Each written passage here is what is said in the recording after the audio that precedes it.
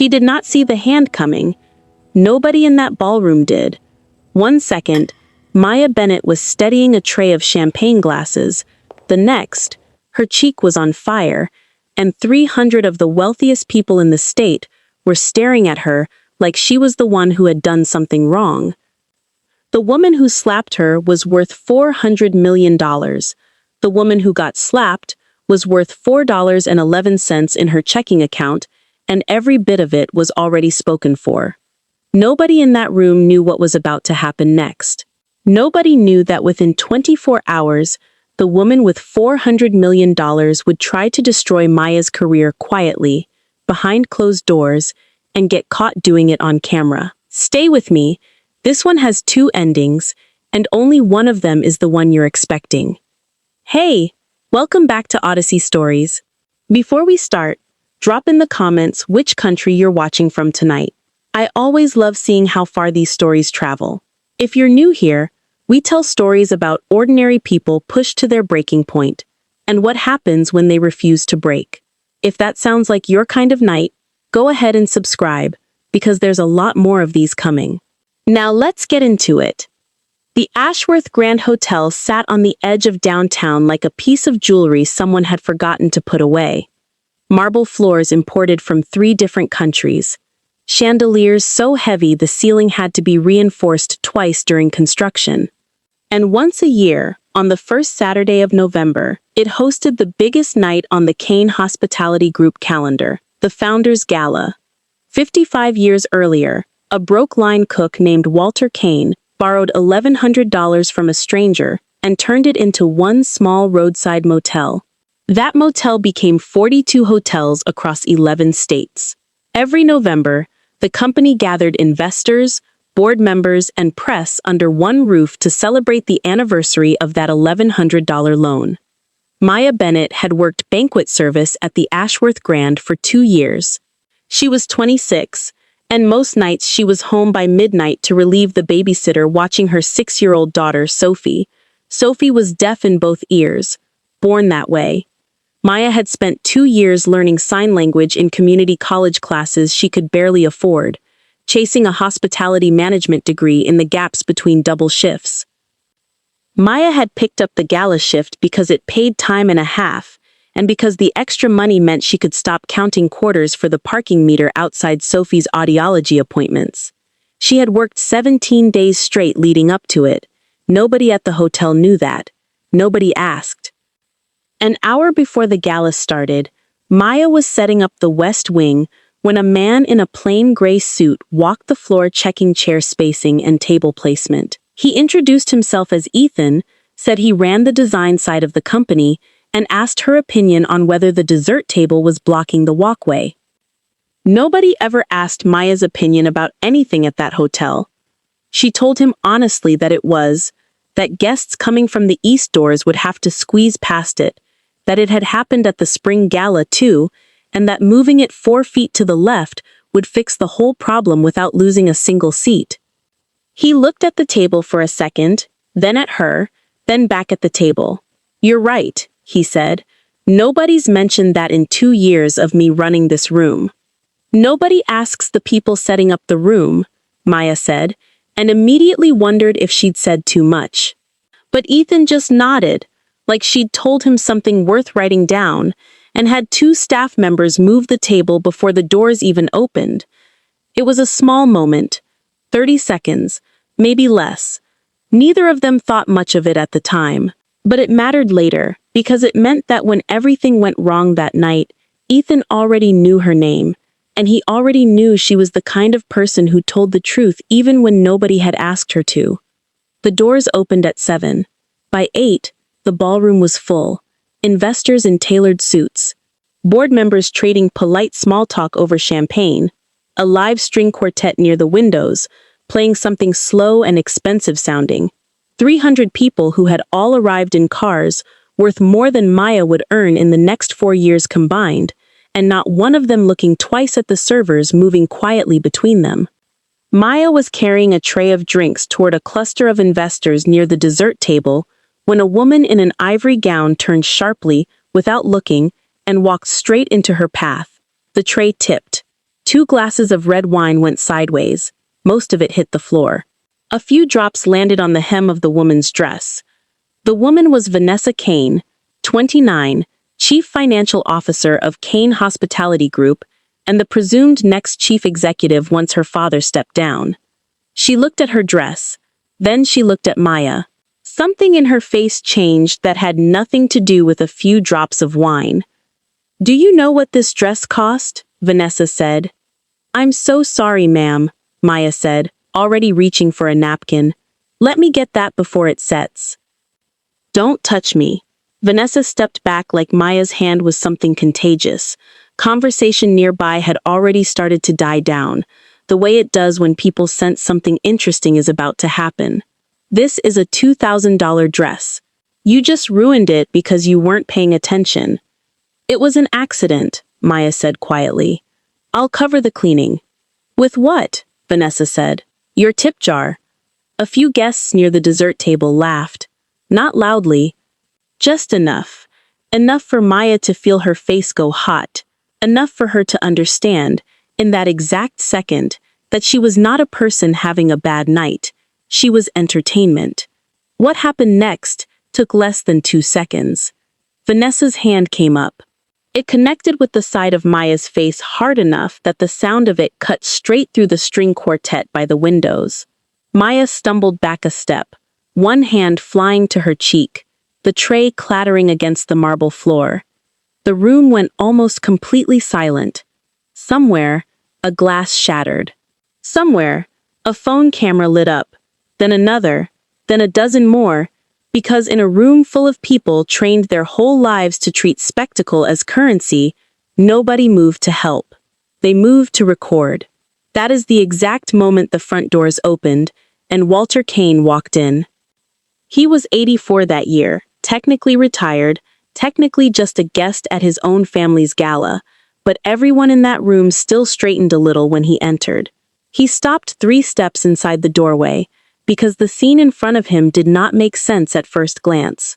His granddaughter, chest heaving, hand still raised, a young woman pressed against the dessert table, a red mark blooming across her cheek. 300 people standing in a loose circle, and not one of them stepping forward. "Vanessa," his voice was not loud, it did not need to be. "What did you just do?" Vanessa straightened her shoulders, smoothing her dress as if that alone could undo the last 30 seconds. "She ruined my dress, threw wine all over it, and didn't even apologize properly." "She's an employee," Walter said, "not a punching bag." "She's staff," Vanessa said, and the word landed like a second slap. "That's literally what staff is for. You serve. You don't embarrass the people paying your wage." Walter crossed the ballroom floor without another word, his cane tapping the marble in slow, even strikes, and knelt in front of Maya. Kneeling at 84 was not easy for him anymore. He did it anyway. "Are you all right?" he asked, and his voice was so different from the one he had just used on his granddaughter that a few guests actually flinched. Maya nodded, too rattled to trust her own voice. "Someone get ice," Walter said, standing, and this time his voice carried across the entire room. "Now." Vanessa let out a short laugh, the laugh of someone who has never once been told no in front of an audience. "Grandpa, are you seriously making a scene over the help?" "Say that word again," Walter said, turning to face her fully. "I want to hear you say it one more time." "Before we go further, I want to ask you something. Have you ever been underestimated because of the job you were doing at the time, treated like you were invisible just because you were the one serving instead of the one being served? Drop a comment and tell me, because what happens in the next part of this story is exactly why that kind of thinking is more dangerous than most people realize. Vanessa did not back down. "She's staff, Grandpa. You serve. You don't spill wine on the people who sign your paycheck." A few guests near the back nodded along, people for whom this was simply how the world had always worked. Walter looked at his granddaughter for a long moment. Then he walked to the small stage where the string quartet had gone silent, and turned to face the room. 55 years ago, he said, I was a line cook 2 blocks from here, at a diner that doesn't exist anymore. I was 22. I had $11 to my name. And I had just been fired for something I didn't do, because the owner's son needed someone to blame for a missing cash drawer, and I was the easiest target in the building. He let the silence sit for a moment. I slept in my car for 6 weeks that winter. The only reason I'm standing in this hotel tonight instead of still sleeping in that car is because a stranger, a woman who owned a laundromat 2 blocks over, saw me eating out of a dumpster behind her building and decided that wasn't going to be my story. Her name was Ruth. She gave me a job folding towels. Then she loaned me $1,100, every cent she had saved, so I could put a down payment on a motel that was about to be condemned. She never asked for it back. She told me the only thing that separates people who make it from people who don't is whether somebody believed in them when it counted. He turned to Vanessa directly. This company exists because a woman who owed me nothing decided kindness was worth more than caution. And tonight, in front of everyone who matters to this business, you just showed this room you've forgotten every part of that story. Vanessa's face had gone pale. Grandpa, that's not the same thing. She spilled on my dress. I reacted. I didn't. You struck an employee in front of 300 witnesses over a few drops of wine, Walter said. Ruth never once raised her hand to me. Not when I burned an entire batch of towels. Not when I dented her car. Not once. He shook his head slowly. You didn't ruin her night, Vanessa. You just told this entire room exactly who you are. If this story is pulling you in already, that's a good sign that the next part is going to hit even harder. Go ahead and tap that like button before we keep going. It genuinely helps stories like this one find more people. Paramedics checked Maya over in a side office, away from the whispering crowd. Walter sat with her, guilt written across his face. I'm sorry, he said. This should never have happened under my company's roof. It's not your fault, Maya said. You didn't do it. No, Walter agreed. But I built the environment that let her believe she could. He studied her for a moment. Why didn't you fight back? Or scream? Or storm out? Because I have a 6-year-old at home who needs a mother with a job in the morning, Maya said. And because losing my temper in that room would have handed them exactly the story they wanted to tell about me tomorrow. She hesitated, then added, My daughter is deaf. There's a surgery that could give her partial hearing in one ear, an implant, but our insurance only covers part of it. I've been picking up every extra shift I can get for 8 months trying to close the gap. Walter reached into his jacket, pulled out a business card, and wrote something on the back before handing it to her. Call this number tomorrow morning, he said. It's the Kane Family Foundation. Your daughter's surgery, all of it, is covered. So is whatever's left of your tuition. I can't accept that, Maya said. I didn't do anything to deserve this. You didn't do anything wrong tonight, Walter said. You got hurt in my hotel by someone I trusted to represent this family. This isn't charity. It's 55 years overdue. Maya went home that night with an ice pack pressed to her cheek and a business card folded into her coat pocket, and she sat on the edge of Sophie's bed for a long time before waking her mother to explain what had happened. Her mother listened to the whole story without saying a word, then reached over and squeezed Maya's hand. 8 months of double shifts, her mother said quietly, and it took a slap in a ballroom for the world to finally notice what you've been carrying this whole time.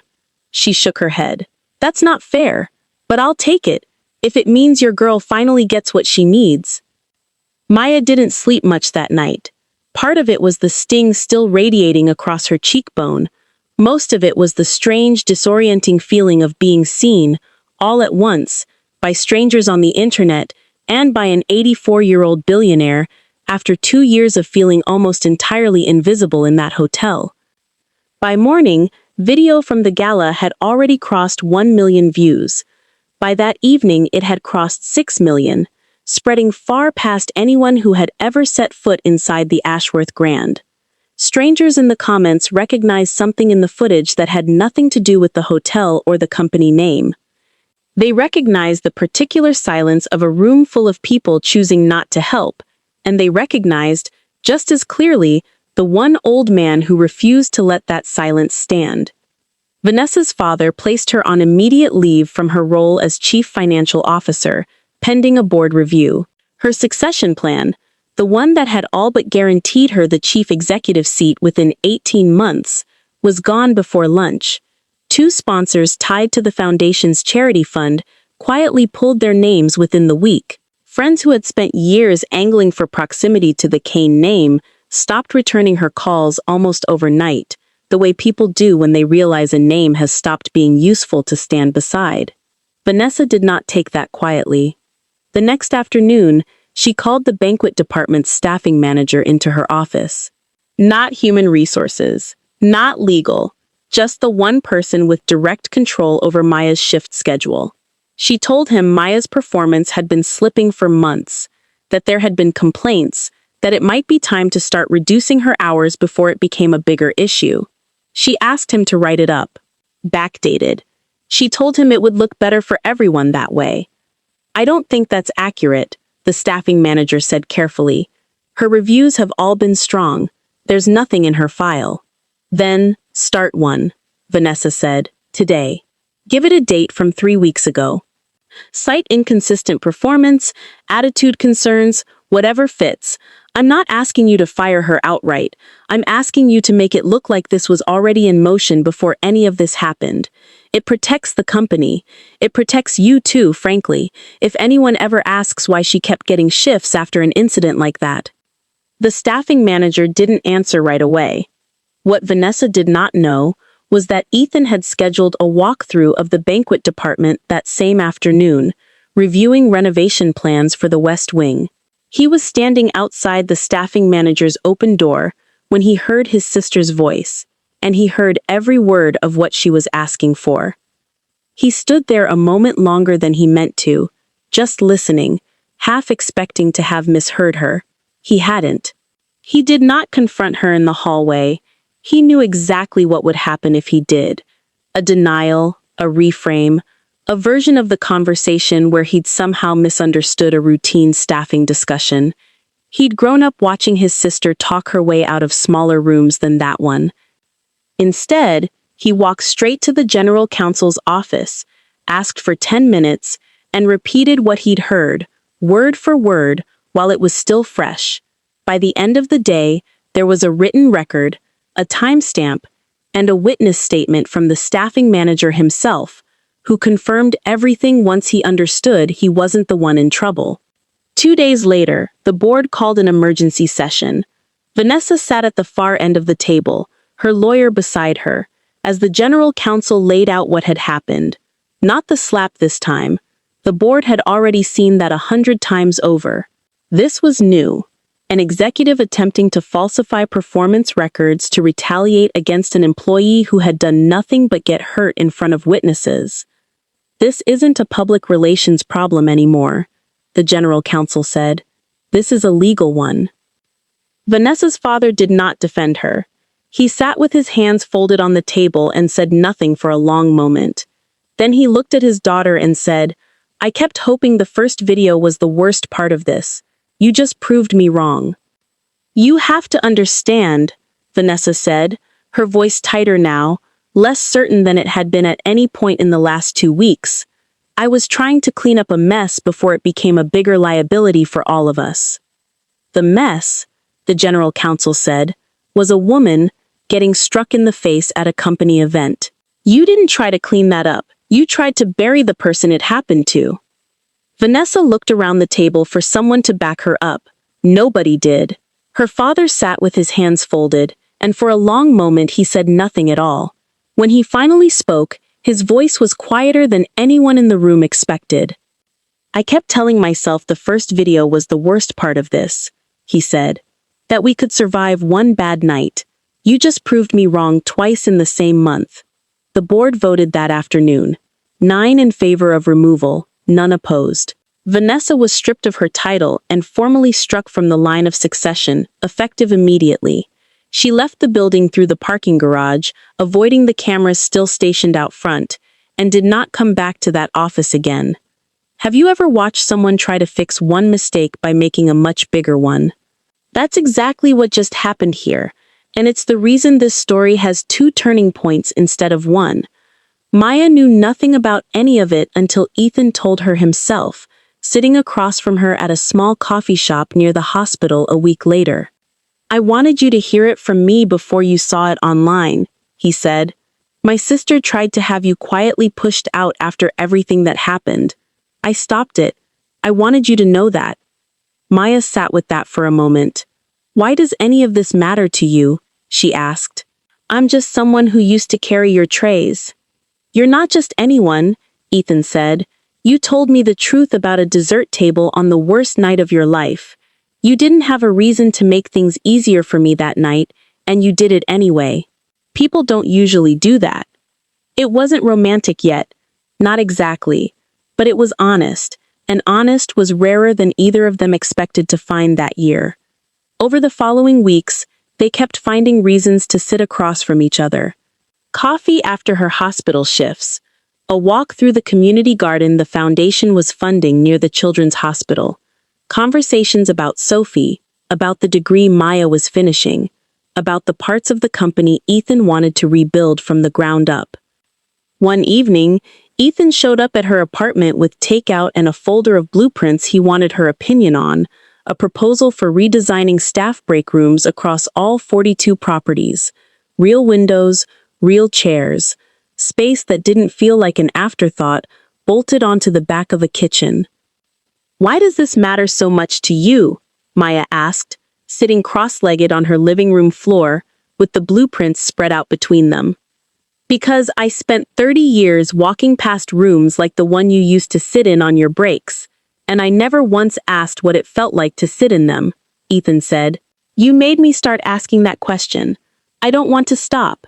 Sophie wandered in halfway through dinner, climbed onto the couch beside Ethan without asking, and showed him 3 new signs she'd learned that week. He learned all 3 back, slowly, getting one of them wrong twice before Sophie corrected him, giggling every time. Maya watched the 2 of them from the kitchen doorway and felt something settle in her chest that she hadn't let herself feel in years. Not relief this time, something steadier than that. Nothing about any of it was rushed. All of it felt sturdier than anything Vanessa's world had ever represented. Then came the appointment that mattered more than any of it. Sophie's surgery had already happened weeks earlier, quiet and uneventful, exactly the way surgeries are supposed to be, but the real moment came 3 weeks after that, at her first activation appointment, when the audiologist switched on the implant processor for the very first time. Sophie went completely still. Her eyes went wide. She turned her head, slowly, toward the sound of her mother's voice, hearing part of it, actually hearing it, for the first time in her 6 years of life. The audiologist said her name softly, just to test the range, and Sophie's whole body flinched toward the sound, like she was chasing something she couldn't quite believe was real. Maya crouched down in front of her daughter, took both of her small hands, and said her name too, watching Sophie's face change as the sound reached her a second time. "Mama," Sophie signed, then said it out loud in the same breath, her voice small and uncertain, testing a word she had only ever felt in her own throat before that morning. "Mama," Maya cried in a way she hadn't let herself cry through any of the last 2 months. Not from pain, not from humiliation, from a relief so large it barely fit inside her chest. Her own mother, standing behind her in the small exam room, pressed a hand over her mouth and turned toward the window so the girls wouldn't see her fall apart too. Ethan was in the waiting room. He hadn't asked to be there. He'd simply shown up, quietly, the way he'd started showing up to everything that mattered to her. And when Maya walked out into the hallway with Sophie on her hip, both of them still wet-eyed, he didn't say anything at all. He just opened his arms, and Maya walked straight into them. That was the moment. Not the slap, not the boardroom vote. This one. 6 months later, Maya finished her degree with top marks. Her final project, submitted almost as an afterthought, was a proposal for restructuring how frontline hospitality staff were trained, evaluated, and heard inside a company the size of Kane Hospitality Group. Her professor called it the strongest capstone he'd read in 11 years of teaching. Ethan, without telling her, forwarded a copy to the board. 3 weeks later, she was called into a conference room she had never once been allowed inside as an employee and offered a newly created position, director of a division built entirely around a single principle. The people serving the room deserved the same dignity as the people being served in it. She said yes before she'd even finished reading the offer letter twice. A year after the gala, the company hosted its founders' anniversary again, and this one looked nothing like the year before. Instead of a guest list limited to investors and board members, it included hotel staff from all 42 properties, scholarship students from the Kane Foundation, and community organizers who rarely got recognized for the work they did all year. Maya gave a short speech that night. She didn't need it to be long. She talked about the tray of drinks, and the sound of a slap cutting through a string quartet, and 300 people who filmed instead of helping. She talked about an 84-year-old man who chose to embarrass his own granddaughter in front of everyone who mattered to her rather than let a lie stand. She talked about a division named after a principal that had cost her a bruised cheek, and, eventually, given her an entire career. Then she looked out at a room full of housekeepers and scholarship students and hotel staff who had never once been invited to a gala like this before, and she said the line the room went quiet for. "We can let a cruel moment define us, or we can let what we build after it speak louder instead. I chose the second one. So did this whole company." The applause that followed was nothing like the polite, distant clapping from the year before. It was loud, and a little rough around the edges, and completely real. If you've made it this far, thank you for staying with this one. If it moved you even a little, go ahead and subscribe, because we tell stories exactly like this every week. And if you know someone who's ever felt invisible doing honest work, send this one their way. They'll know exactly why. A year and a half after the gala, Ethan proposed to Maya in that same community garden, tulips just starting to bloom, his grandmother's old engagement ring resting in his palm. "You don't owe me anything," he told her, kneeling in the grass. "But if you'll let me, I'd like to spend the rest of my life earning the privilege of standing beside you anyway." She said yes before he even finished the sentence. Their wedding that autumn had housekeeping staff seated beside board members, and scholarship students seated next to old family friends. Sophie, 7 by then, signed happily through the entire ceremony to anyone who would sign back, and stood at the front as the flower girl, tossing petals with both hands at once because nobody had told her to use only one. Maya's mother gave a short toast that night, her voice shaking through most of it. "2 years ago, my daughter came home with a bruise on her face and $11 less hope than she'd had that morning," she said. "Tonight, I'm watching her marry a man who taught his whole family how to earn that hope back. I don't have the words for that. I don't think anyone does." Walter passed away 18 months later, quietly, in his sleep, with the company he'd built having grown gentler in its final years under his watch than it had ever been under his ambition. Maya spoke at his memorial, standing at the same small podium where he had once dismantled his own granddaughter's reputation in front of 300 witnesses. She told the room that the last real conversation she'd had with him was about staff break rooms of all things, and that he'd made her promise to keep pushing for real windows in every single one. Years later, Maya stood in that same ballroom, now converted permanently into a training center for hospitality workers across the region. Sophie, 9 now, pointed at a small plaque near the entrance and asked what it said. Maya knelt down and read it aloud, signing as she spoke. "Dignity was never determined by the uniform someone is wearing. It was only ever determined by what we choose to do the moment we witness someone without it." "Was it scary?" Sophie asked.